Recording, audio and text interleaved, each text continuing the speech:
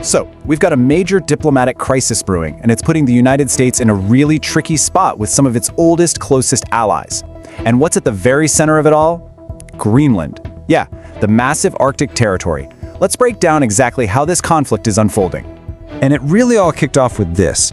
Wow, incredibly direct statement from President Trump. This wasn't just some off-the-cuff remark, you know? This was a full-blown declaration of intent. It basically set off a diplomatic firestorm and, well, the stakes got really high, really fast. Okay, so the question is, how exactly is the US trying to make this happen? Well, it's not just talk. We're talking about a direct economic threat against some key NATO partners. And the opening shot in this whole thing? A threatened 10% tariff. And it's aimed squarely at those NATO allies who are, pushing back against this idea of the US just buying Greenland. So this isn't just a one-off thing. The plan actually has two phases. Phase 1 starts with that 10% tariff hitting Denmark and France on February 1st. But, and this is a big but, it doesn't stop there. By June, that rate is supposed to jump all the way to 25%, and they're adding Germany and the UK to the list. The condition couldn't be clearer. These tariffs stay in place until a deal for Greenland is done, period. So why all this pressure? Why go to these lengths? To understand that, we really have to look at the prize at the center of all this.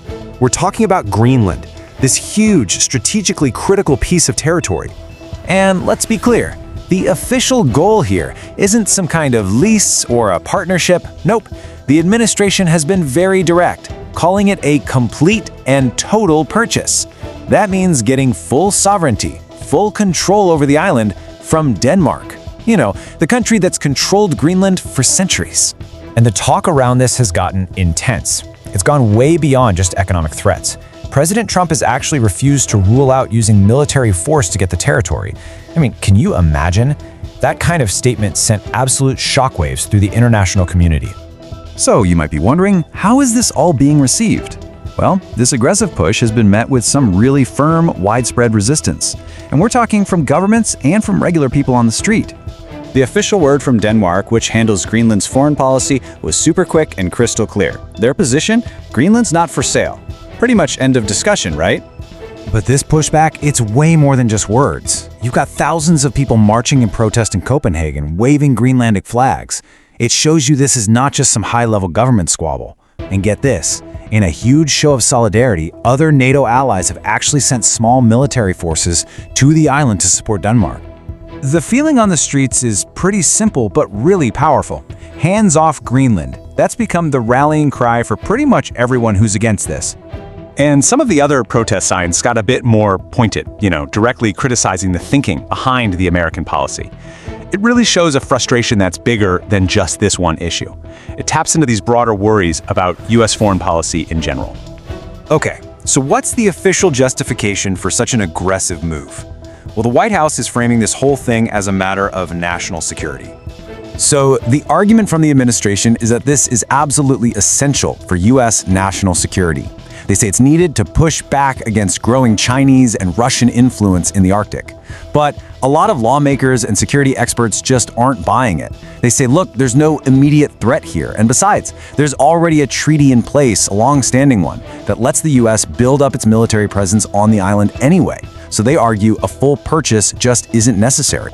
And all of this brings us to the final and maybe the most important question of all. What are the long-term consequences here? What does this dispute mean for the future of the NATO alliance and for America's position in the world? I mean, even American lawmakers on the ground can see the damage being done. A group of US senators from both parties visited Denmark and came back saying that local officials are, and this is their word, alarmed by all the threats. Because at the end of the day, this isn't just about a piece of land, right? It's about trust. And this fear, voiced by a protester in Copenhagen, really gets to the heart of it. The worry that this whole conflict could crack the very foundation of the NATO alliance. And this might be the most serious consequence of all. Danish political leaders are now actually preparing for the possibility that the United States might become an adversary.